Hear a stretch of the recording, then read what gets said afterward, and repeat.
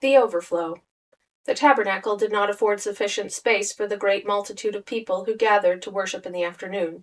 It was therefore decided to hold an overflow meeting in the assembly hall. The building was also densely packed, and still many hundreds were unable to gain admission to either building. Apostle Franklin D. Richards presided at the overflow gathering when the proceedings opened at 2 o'clock. The choir sang, "Hark, listen to the trumpeters, they sound for volunteers." Prayer was offered by Apostle John W. Taylor. After which the choir sang, "Lord, thou wilt hear me when I pray, I am forever thine."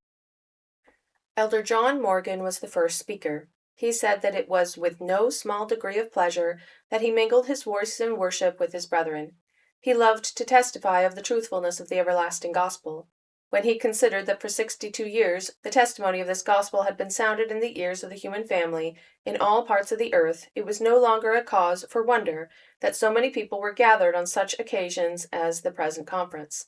The immense audience in the tabernacle and the assembly hall, and the hundreds who had been turned away from both buildings, gave some idea of the hosts of Israel. These conferences were productive of great good. Those who attended them were built up and refreshed and carried away with them the spirit of kindness and love. The instructions given at the great semi-annual gatherings found echo in the hearts of the Latter-day Saints in every ward and stake of Zion. Thus was Israel benefited incalculably.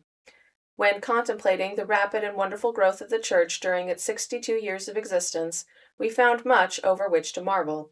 Numerically, we were becoming a great people, and he felt like echoing the saying of one of God's prophets, "Give us room, that we may dwell." In years gone by, it was the custom of the leaders of the Church to call young people to build up settlements and villages, and found cities and commonwealths beyond the borders of civilization. This principle was correct and beneficial. Barren and uninviting wastes had thereby been converted into productive farms. The struggles of these young people upon the frontier were oftentimes of a trying nature, but they were imbued with the faith of God and the true spirit of pioneering. The children of parents so-called naturally inherited these gifts, and as they grew to man and womanhood, they too went in search of homes in the wilderness. They took up the land, diverted the streams, and cultivated the soil. They surmounted the obstacles and overcame the difficulties common to the settlers of a new country. They were brave, industrious, and honest, and their accomplishments are eternal monuments to their memory. Today, hundreds of young men in the thickly populated districts were without any definite or fixed purpose in life. This superfluous strength should be scattered about. If it was not, these selfsame young men and their descendants would become the hewers of wood and drawers of water. By spreading out, they could take up land, and in time become possessors of valuable homes. We were surrounded by districts richly endowed both as to climate and soil and other natural resources. In extending our borders, we had passed by many such favored spots. It was wrong, the speaker said, for parents to persuade their sons and daughters to remain on the little farm at home.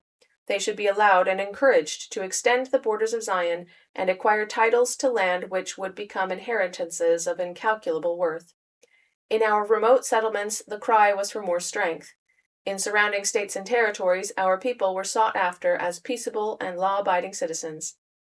These states and territories offered all the facilities essential to make a people happy, independent, and prosperous. Elder B. H. Roberts next addressed the congregation. He said that it was natural in these semi-annual conferences to be somewhat reminiscent in our reflections, especially when the progress of the work of the Lord was pointed out to us. His mind involuntarily reverted back to the log cabin of Father Whitmer, where 62 years ago a few men, 6 of whom were members of the church, held the first conference of the present dispensation.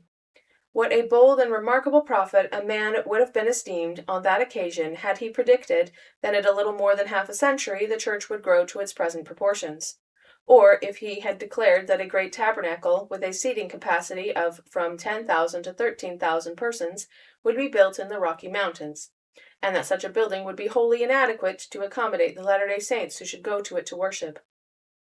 If, on the occasion of the first conference of the church, those present did not particularize the building of a great tabernacle in the wilderness, they did predict a wonderful growth of the church. An infant had the organs and outlines of a grown person, but was undeveloped. Who was there that could stand beside the cradle and predict the possible achievements of that embryonic man?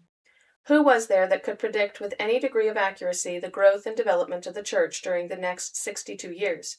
We could reasonably hope that its development would be much more rapid in the future than in the past. The labors of the elders had been productive of much good. The most of it, however, was like the iceberg, hidden below the surface. The work of preaching the gospel to the living was insignificant when compared to what had been done for the dead. In the St. George Temple alone, more baptisms had been performed for the dead than the total membership of the church. For this and other sacred purposes, the Latter-day Saints had reared their temples. To witness the laying of the capstone of the last and greatest of these structures, thousands of people had come to this city. There were those who spoke slightingly of these stately structures, but they did so ignorantly. We were called upon to do a great work. How great we knew not. It had not yet entered into the heart of man how much good would be accomplished in the temples of our God. They were links between heaven and earth. In them we would be bound to our dead kindred, and they to us. Apostle F.D. Richards said it was a prevailing idea with a great many people that there were only 6 members in the church at the time it was organized. He had obtained the same thought for a long time himself, but learned of his mistake, and was now desirous of setting other people aright on the same question. According to the laws of New York, a church could neither be organized nor incorporated with less than 6 members. He could not say authoritatively what the exact membership of the church was at the time it was organized. It was on the 15th of May, 1829, when Joseph and Oliver were baptized and ordained to the Aaronic priesthood. Between that time and April 1830, the gospel had been testified to by Joseph and Oliver, and quite a number had been baptized. The choir and congregation sang "How Firm a Foundation." Benediction was pronounced by Apostle Heber J. Grant.